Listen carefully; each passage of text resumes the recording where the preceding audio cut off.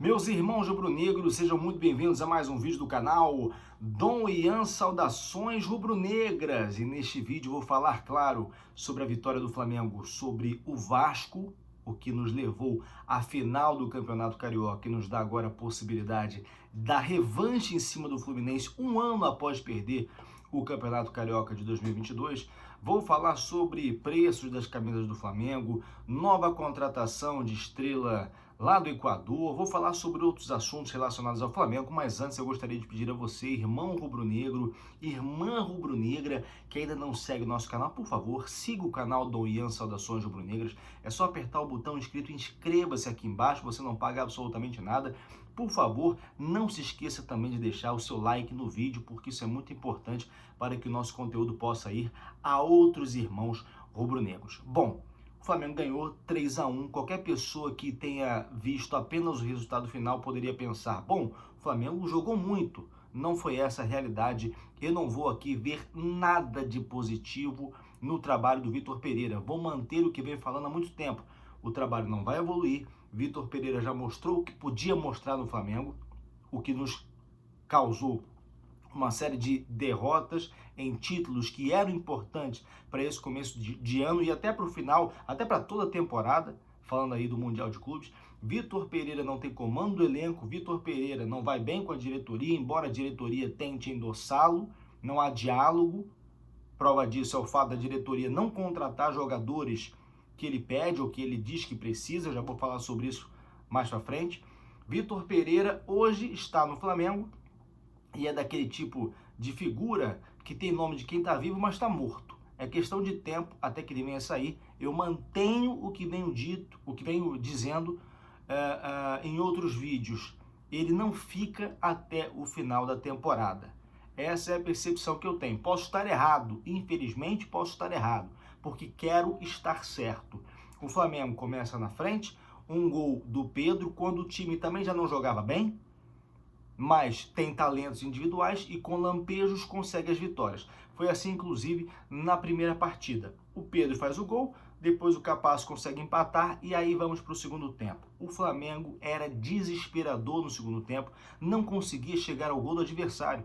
Parecia ser uma questão de tempo até que o Flamengo levasse um gol. Mas aí o Vitor Pereira começa a mexer no time e aqui é preciso fazer um parêntese. Essas mexidas, elas foram feitas, mas no jogo a própria torcida começou a chamar o cara de burro, porque não dava para entender a razão daquelas mexidas. Sai Gabigol, entra Vidal, bota Thiago Maia na zaga, esse time parece que só tem defesas, volantes na mão do Vitor Pereira. Vitor Pereira faz as alterações e não pelas alterações, mas por lampejos, individualidade, aqui eu estou falando do Matheus França, o Flamengo consegue um pênalti no momento que era crítico dentro da partida. O Flamengo estava muito mal na partida. Consegue fazer o 2-1, o segundo gol do Pedro, e depois o 3-1 com o gol do Ayrton Lucas numa bobeira da zaga do Vasco, que naquela altura, depois de pressionar tanto, já estava triste, né? Estava para baixo depois de tomar o segundo gol.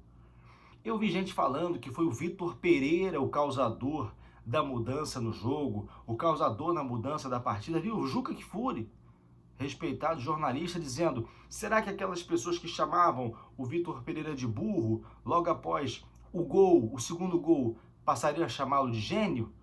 Não poderia acontecer tal coisa, não por ser uma contradição, mas por ser um disparate, seria um erro acima de tudo. Porque o Vitor Pereira não teve mérito nenhum na vitória do Flamengo. Poderia, ao contrário, ser o causador de uma eventual derrota caso tivesse acontecido. Se o Vasco, naqueles momentos em que pressionava, tivesse feito o gol, o discurso aqui poderia ser outro. Estaríamos aí eliminados mais uma vez em mais uma competição importante em 2023. E aí, eu não tenho dúvidas, a demissão dele viria ainda antes. O Flamengo consegue a vitória, é claro que isso melhora os ânimos, é claro que vencer o rival é muito bom. É claro que, mesmo jogando mal, a vitória faz com que a gente se sinta confortado, né? Nós, torcedores do Flamengo, já sofremos muito em 2023, precisávamos de uma vitória sobre um rival, a eliminação de um rival, o Vasco, que há 13, 14 dias atrás estava lá em cima, né? Ganhou do Flamengo, estava zoando os torcedores do Flamengo. Agora, depois da eliminação para o ABC na Copa do Brasil e eliminação para o Flamengo agora no Campeonato Carioca, agora a figura mudou. Aliás, os torcedores do Vasco já elegeram aí o grande responsável pela derrota do time, o Cabaço, que muitos já chamam de Cabaço, né? Ele que entregou uma bola nos pés do Pedro dentro da área do Vasco na primeira partida. Ontem cometeu o pênalti no momento que o Vasco era melhor. Para muitos torcedores do Vasco, o Cabaço é o grande responsável pela derrota. Muita gente, claro, culpando também o Barbieri, já que ele é o técnico, já que ele também escala o time, para muitos está escalando mal. Aí, gente, o que acontece? O Flamengo vai ter agora 3 dias de férias, 3 dias de folga, mas para um time que está precisando melhorar o futebol, está precisando mostrar qualidade tática, 3 dias é uma eternidade, pode se chamar de férias também. E aí, claro, isso gerou muita controvérsia, isso gerou muita discussão. Será que o tempo que os jogadores já tiveram a mais lá antes do início da temporada já não foi suficiente? É preciso considerar também que o Flamengo, de todas as equipes aqui no Brasil, é a que mais jogou. Os jogadores precisam de descanso também. Mas vai ter 3 dias aí de folga, 11 dias até o próximo jogo contra o Fluminense, né? Vai ter data FIFA, a FIFA vai fazer amistosos que ninguém tá nem aí. O Brasil vai jogar contra Marrocos, graças a Deus não tem nenhum jogador do Flamengo convocado para a seleção brasileira. Infelizmente estão Varela e Arrascaeta para a seleção uruguaia. Arrascaeta está fora, porque, como eu falei para vocês antes da partida contra o Vasco, ele sentiu dores no pubis, problema que já vem acompanhando o jogador desde o ano passado. Aliás, o pubis já atacou o Pedro, o Varela, o Arrascaeta de novo, e aí agora ele já está cortado da seleção uruguaia. O time do Flamengo enviou os documentos médicos a seleção uruguaia e ele está fora, e algumas pessoas lamentando, poxa, que pena, pena nada, deixa ele ficar aqui, vai se cuidar aqui no Brasil, é um amistoso contra a Coreia, contra o Japão, não vai mudar absolutamente nada, eu não estou nem aí para a seleção brasileira, inclusive, é ruim, hein? Depois de perder mais uma Copa do Mundo, eu agora vou ficar vendo seleção do Ramon, com jogadores inexpressivos, uma convocação sem pena em cabeça também, uma convocação de vascaíno, inclusive, eu não estou nem aí para essa convocação e dou graças a Deus de não ter nenhum jogador do Flamengo convocado para a seleção brasileira, o que descredibiliza ainda mais essa seleção, né? Porque você não ter nenhum jogador do Flamengo nessa seleção brasileira é um absurdo. Muita gente, inclusive, falando que o Pedro deveria estar e não o Yuri Alberto, por exemplo, do Corinthians, que foi eliminado para o Ituano. Bom, a Arrascaeta está fora, então o Flamengo, desses 11 dias, vai descansar 3. E, inclusive, alguns jogadores já iniciaram esse descanso. Estou falando do Davi Luiz, do Pedro, do Thiago, do Fabrício Bruno, né? Davi Luiz, Pedro e Fabrício Bruno, que foram para o alto mar fazer uma pescaria. E aí tiraram foto com vários materiais de pesca e tal. E o pessoal nas redes sociais já começou a zoar, dizendo que eles iam pescar um Pedro Raul, jogador do Vasco, atacante, que gosta de perder pênaltis e não fez nenhum gol contra o Flamengo, e também um Cabaço. Pesca aí um Cabaço, um Pedro Raul, por favor. Então, para alguns, esses dias de descanso já começaram. Tomara que eles voltem bem, tá? Vocês sabem que o Flamengo precisa de contratações. Volante, lateral direita, alguém também para o meio de campo. Já falei várias e várias vezes sobre especulações, sobre interesse em jogadores.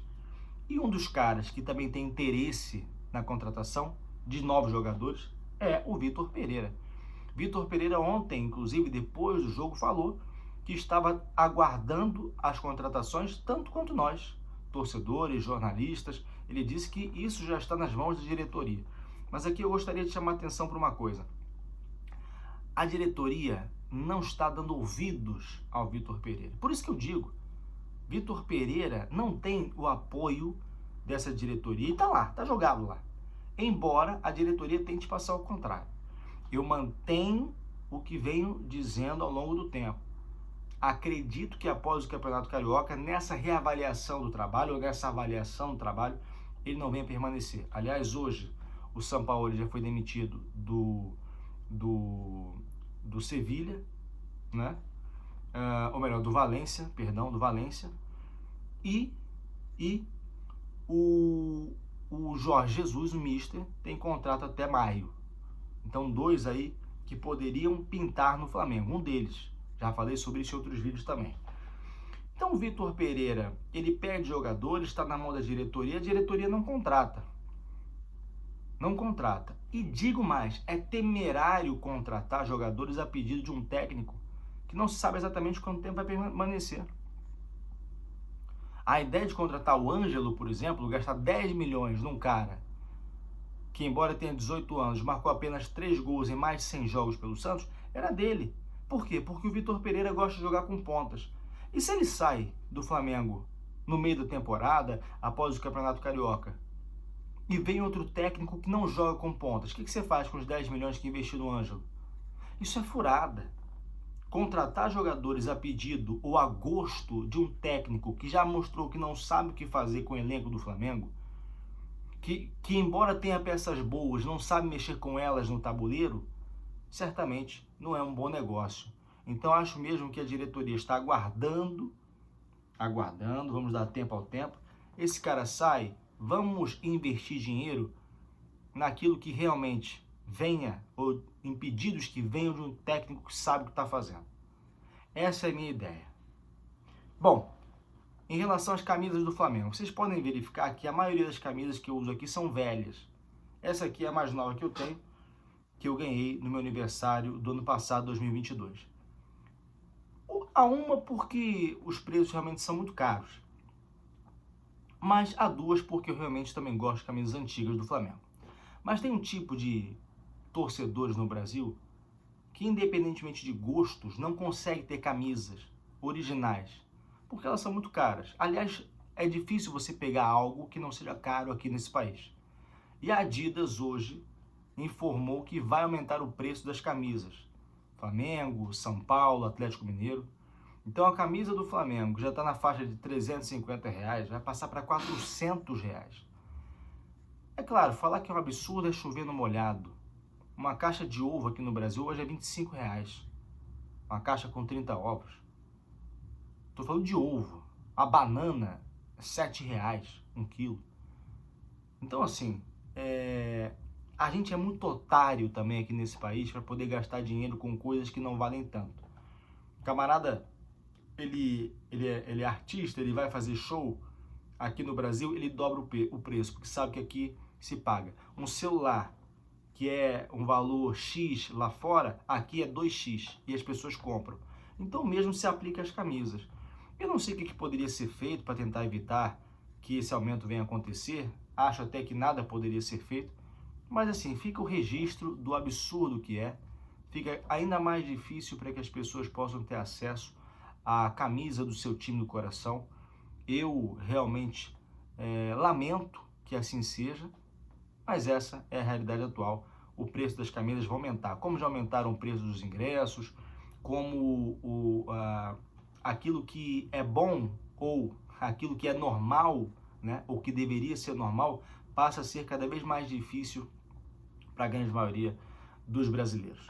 Bom, mudando de assunto, o Flamengo contratou aquele que chamam de novo Vinícius Júnior. Estou falando do Bruno Caicedo, jogador que veio do Barcelona de Guayaquil, já está no sub-20 do Flamengo, vai ficar por uma temporada por empréstimo, mas com opção de compra, caso ele venha se destacar aqui no Brasil, caso ele venha se adaptar. Ele se parece realmente fisicamente com o Vinícius Júnior, até o rosto dele parece. Eu postei uma foto lá no TikTok, se você não segue, segue lá, Dom Ian Saudações Rubro-Negras. Mas dizem que ele se parece também no futebol, velocidade, agilidade. Claro que a gente não pode esperar o Vinícius Júnior que a gente conhece hoje, aquele Vinícius Júnior do Real Madrid. Até porque esse Vinícius Júnior do Real Madrid, muita gente imaginou que sequer existiria um dia, né? O Vinícius Júnior cala a boca de todo mundo todos os dias. Se ele for um cara talentoso e com o potencial que o Vinícius Júnior tinha nessa idade no Flamengo, certamente o Flamengo já vai ter feito um excelente negócio. Que o Bruno Caicedo tenha muito sucesso aqui no Flamengo. Bom, gente, esse foi o vídeo de hoje. Quero agradecer a todos vocês que ficaram até aqui. Por favor, siga o canal, deixa o like. Eu sei que às vezes eu demoro para postar vídeos, mas eu não faço só isso da vida. Eu peço para que vocês entendam. Eu tenho os compromissos também na minha profissão como advogado, os compromissos aqui em casa, filha pequena, esposa. Eu sempre procuro trazer o melhor, dentro do melhor que eu posso oferecer, em respeito a você, irmão rubro-negro, irmã rubro-negra. Muito obrigado, que Deus nos livre do mal, da inveja alheia. Isso aqui é Flamengo. Saudações rubro-negras, Deus nos defenda. Flamengo. Vejo vocês no próximo vídeo. Fui.